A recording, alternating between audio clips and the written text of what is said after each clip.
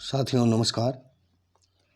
इस समय वर्तमान में पेपर चल रहे हैं कॉलेजों के, बीए एमए वाले छात्रों के पेपर चल रहे हैं। तो पेपर में मुख्यतः जो विद्यार्थी होते हैं वो कुछ ना कुछ मिस्टेक ज़रूर करते हैं, जिससे या तो बैक लग जाती है या नंबर कम आते हैं। उन बातों के बारे में अपन चर्चा करेंगे आज कि भाई कौन कौन से अपन को जो मिस्टेक है वो नहीं करनी चाहिए। और देखो, अपन जो बात करने वाले हैं वो कुछ छात्रों के लिए करेंगे, जैसे कि 3 प्रकार के मुख्यतः छात्र होते हैं, 3 प्रकार के स्टूडेंट्स होते हैं। एक होता है जो रेगुलर पढ़ाई करता है, पूरे साल पढ़ाई करने वाला छात्र होता है। एक छात्र होता है जो कभी कभी पढ़ने वाला होता है, जो कभी कभी पढ़ता है। एक होता है जो पेपर के समय पर पढ़ता है, यानी पेपर आता है तब याद आते हैं, यानी पेपर के समय पर पढ़ने वाला। तो इन 2 छात्रों के बारे में अपना आज बात करेंगे। रेगुलर पढ़ने वाले छात्रों को तो कुछ बताने की ज़रूरत ही नहीं है, उसको तो छोटी मोटी बस राइटिंग वगैरह और छोटे मोटे ध्यान रखने हैं, वो नंबर ले आता है। लेकिन ये 2 स्टूडेंट होते हैं, 2 प्रकार के, कभी कभी पढ़ने वाले और पेपर के समय पढ़ने वाले। इनको मुख्य बातों का ध्यान रखना पड़ता है, इनकी अपन बात करेंगे, ठीक है साथियों। जो पेपर पैटर्न होता है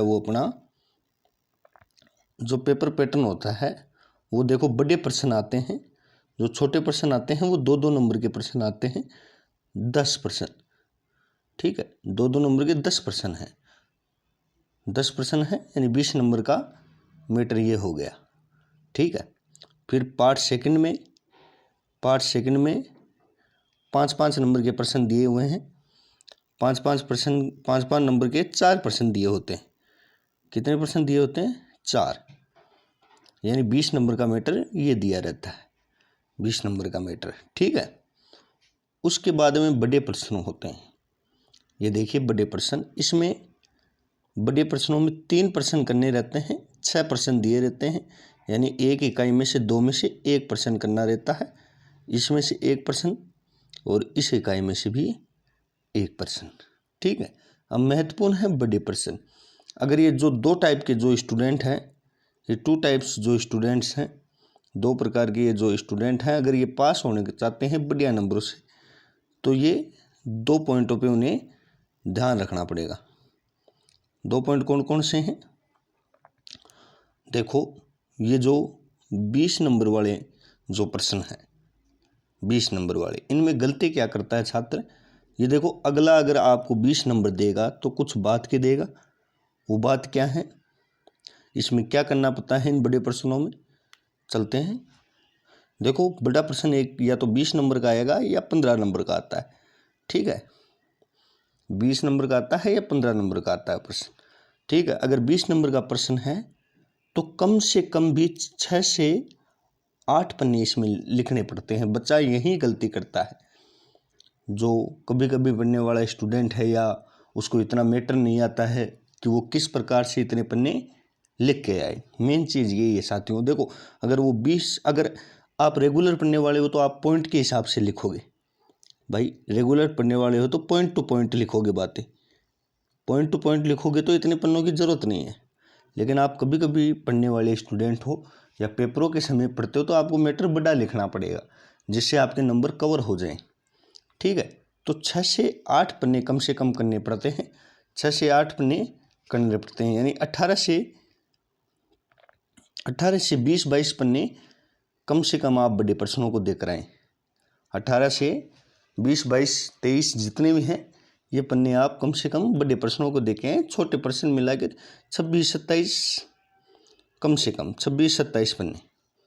ये मैं उन स्टूडेंट्स की बात कर रहा हूँ जो रेगुलर पढ़ाई नहीं करते हैं, यानी जो पेपर आने के समय पर पढ़ते हैं, उन स्टूडेंट्स के बारे में। अगर आप 12-13 पन्ने ही टोटल पेपर, कई मैं स्टूडेंट से बात करता हूँ जो पेपरों के समय पे पढ़ते हैं कि यार मैं तो 2 दिन पढ़ा, 4 दिन पढ़ा, कितने पन्ने करके आएगा? 12, कोई कहता 13। तो वो इस लेवल में आप इतने पन्ने लिखकर, आपने ऐसा तो है नहीं कि 2 दिन में पूरा मैटर आपने याद कर लिया हो, तो आपके नंबर आने के चांस हैं जो कम हो जाते हैं, आपके नंबर कम आते हैं। इस स्थिति में बच्चे की या तो सप्लीमेंट्री आ जाती है या नंबर कम आकर पास होता है वो, ठीक है। ये पर्सनल एक्सपीरियंस है साथियों। अगर कोई बंदा अगर इसकी ये बातें नहीं मानता है तो बात अलग है, बाकी ये पर्सनल एक्सपीरियंस है मेरा, ठीक है। क्योंकि इसमें क्या है, इसमें चक्कर पड़ता है। अगर आप रेगुलर पढ़ते हो तो कोई दिक्कत नहीं, अगर रेगुलर नहीं पढ़ते हो तब दिक्कत है, ठीक है। आगे बात करते हैं, पॉइंट्स बना के लिखना। पॉइंट्स बनाएंगे, शुरू में आप पॉइंट्स बनाइए, शुरू में, क्योंकि ज़्यादा पॉइंट तो आपको याद नहीं होंगे क्योंकि रेगुलर तो पढ़ते नहीं, तो शुरू में पॉइंट बनाइए, शुरू में मुख्य मुख्य पॉइंट लिखिए। और जैसे मान लो पॉलिटिकल का पेपर है या किसी भी तथ्यात्मक पेपर है, अगर उसमें डेट की बात है, जैसे साहित्य में डेटें आती हैं, तारीख आती है, ठीक है। जैसे मान लो कोई डेट आ गई 1937 में कुछ हुआ, जो भी डेट आ गई उस पर अंडरलाइन कर दीजिए पेन से ही, जिससे कि उसका फोकस उस पर चला जाए और वो उसे लगे कि यार इसको पॉइंट्स याद हैं, इसको बिंदु भी याद है, इसको बारीक तथ्य भी याद है, ऐसे लगे।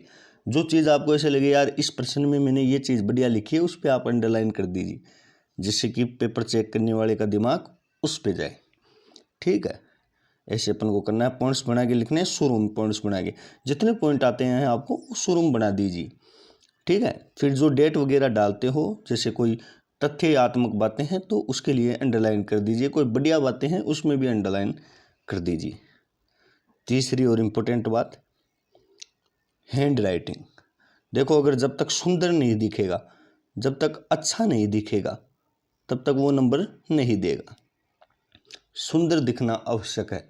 अच्छे दिखने के लिए आप जचा जचा के अक्षरों को लिखें, थोड़ा गैप मेंटेन करें और बिंदुवार तरीके से लिखें, और ऐसे एक साथ लिखते हुए मत चलें।